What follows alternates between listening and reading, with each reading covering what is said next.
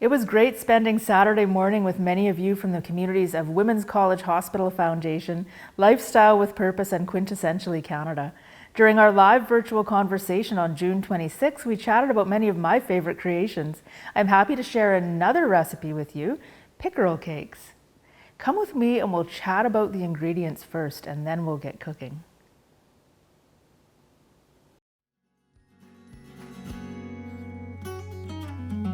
Today we're making pickerel cakes with a tomato, wild blueberry, juniper, and rosehip sauce. We're going to be using pickerel from the northern community of Beauval. It's cooked and flaked, and it was really free of bones. The filleter did an amazing job, and I just went through it again and made sure that there were no stray bones because it's going to be in a cake. You won't be looking for them, you'll just be eating it with the fork. So we're going to saute up some garlic and onion, and then add beautiful chanterelle mushrooms. So they are in season in later in the summer, kind of near my birthday in September, but you can buy them dried from Boreal Heartland in La Ronge. So this is a whole mushroom, that's how that's going to look. And then we've just rehydrated them. We have about 2 tablespoons and chopped them fine. We'll add some bannock crumbs and a little bit of Labrador tea. I grew up eating this around my house when I was a little girl. It is a medicine too, so it's used in tea for a variety of health uses, and I use it sparingly in cooking, anywhere where I would normally use basil. It just has a really tannic, beautiful flavor, and you can see the gorgeous rust-colored underleaf. So that's going to be in our pickerel cake. And then, and wild rice. So this is wild rice from NWC, wild rice. And it's grade A long grain rice that we've cooked just al dente. So we want a little bit of toothsomeness in there too. And then for the sauce, it's a tomato sauce, but we're adding the northern ingredients to kind of give it that extra flair. So we have wild blueberries. Of course, at this time of the year, they've been frozen. They taste just as good. Incredible. So they're going to turn our sauce kind of a dark reddish, purpley, gorgeous color. And then we're going to augment that flavor. This looks like a blueberry, doesn't it? But it's juniper. So juniper, you might be familiar with it. It's the flavoring in gin, but it has so many other amazing healthful uses. There's a seed inside, and we don't want to eat that. So when it comes time to make our tomato sauce, I'm just going to peel away a little bit of this. And it's sweet, it's tangy, it tastes like a tree. Now this, I harvested these rose hips just a couple weeks ago and kept them frozen. So they're actually sweeter after they've been frozen. So when you have wild roses, they go to seed. That's what you get, is this lovely rose hip. And I've expressed those, cooked them down with a little bit of water. This is what I call my 8-hour sauce because it takes a while to make this, but it's worth it. If you don't have rose hips, you can use tomato paste, but this is rose hip paste. So it takes 1 cup of rose hips to make 1 tablespoon of rose hip paste. Super high in vitamin C, and it tastes like a combination of just a hint of roses, tomato, and apple is what I feel like it tastes like. So for the full instructions on how to make the rose hip paste, there's a recipe over at nwcwildrice.ca. So here we have our gorgeous ingredients. Follow me to the kitchen and we'll get cooking.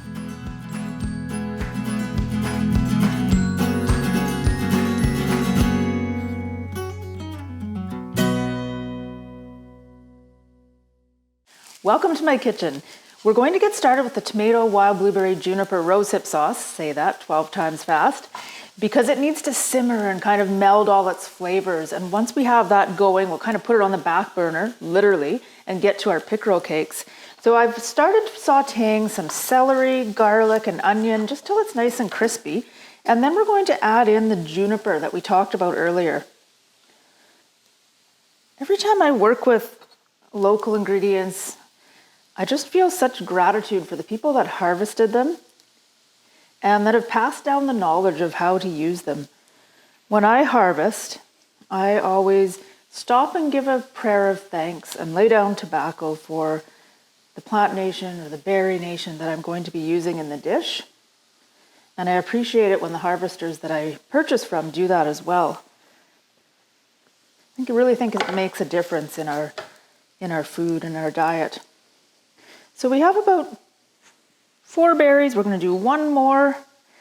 It's just going to give us, you really don't need a lot to flavor a dish. It's super, super flavorful and fragrant.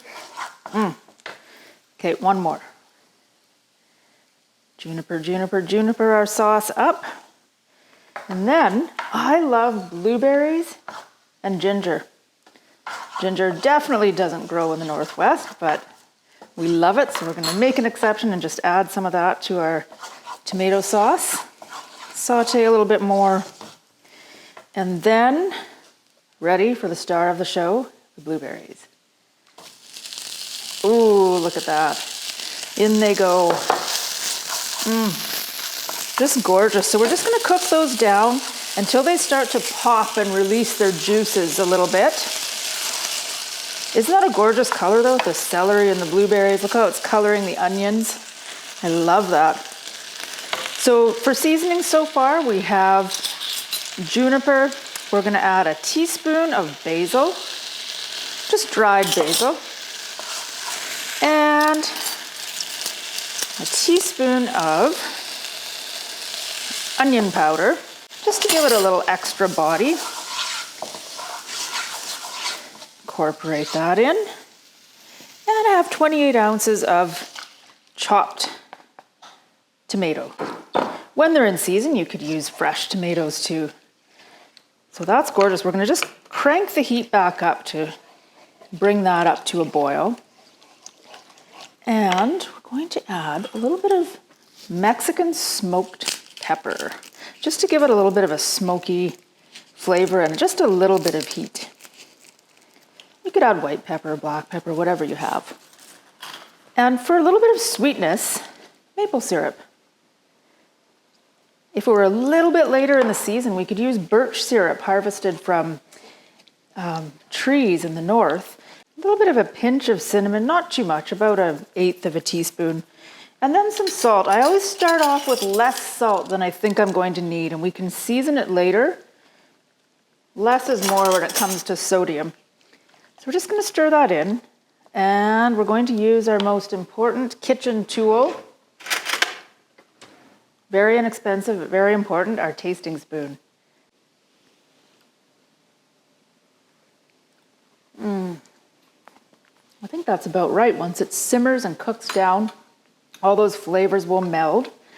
This is great for pasta sauce too. You just want to thicken it a little bit more. You could even blend part of it. For this dish, we're going to leave it whole so you can see all these gorgeous ingredients.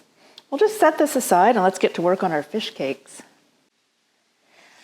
I've pre-sauteed a little bit of, oh, this is heavy, onion, garlic, our chanterelles, and our Labrador tea. So we just crumbled the Labrador tea in, sauteed that all up, and we don't have to clean this pan out totally. We're going to use it to fry the fish cakes.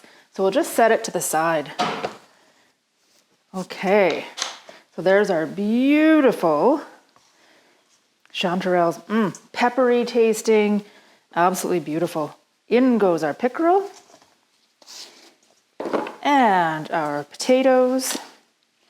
If you were making this for a vegetarian friend, you could just omit the pickerel and double the potatoes. But everyone here is a fish lover, I'm sure. In goes our wild rice. You can use an egg or the equivalent amount of mayo. I used mayo because I was fresh out of eggs. Just a little bit of pepper, or 1/4 teaspoon, and a teaspoon of salt. Maybe a touch more. And that is it. We're just going to get in there, incorporate all our ingredients. Really, it takes no time at all. And because we're using sauteed onion, not raw onion, you could do this ahead of time. For appetizer-sized fish cakes, you use about 1/4 cup. For meal size, you could use about 3 times that many and just give everyone 1 cake.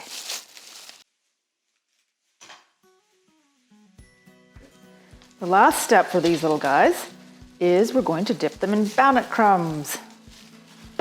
Any bannock recipe, let it dry out. I know that's hard to do because bannock usually doesn't last very long in any household. It's so delicious. Just gonna dip it one side, flip, sprinkle, just like that. And just add a bit of crunchiness to our finished product. Now, if you're aiming for a gluten-free recipe, of course, you're not gonna dip it in bannock crumbs. Other than that, it is gluten-free. Okay, we're not gonna do all of these, but this is enough to get us going. I like to cook fish in lard.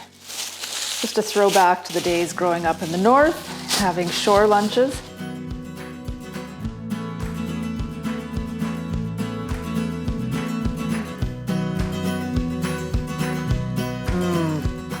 It'd be so nice. You don't want to overcrowd your pan, maybe like 6 to 9 at one time. And you want them nice and brown on each side. So we're going to get those going. I think I need just a little bit more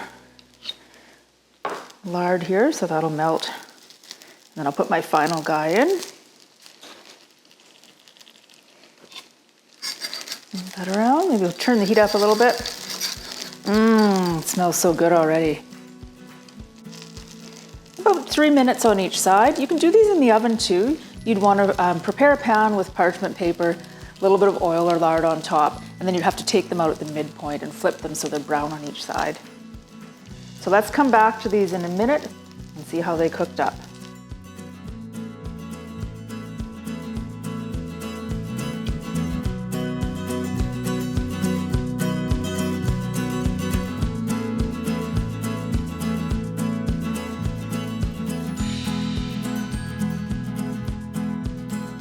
Our tomato, wild blueberry, and rosehip sauce is done.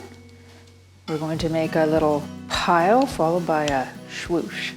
Are you with me? Let's do this. Whew. Well, that turned into more of a squish than a smoosh, but.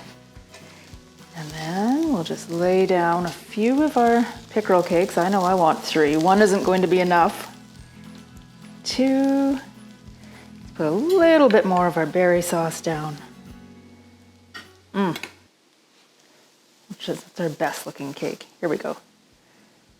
There we are. So we have wild blueberry, tomato, rosehip sauce, a bit of juniper, and pickerel chanterelle wild rice cakes.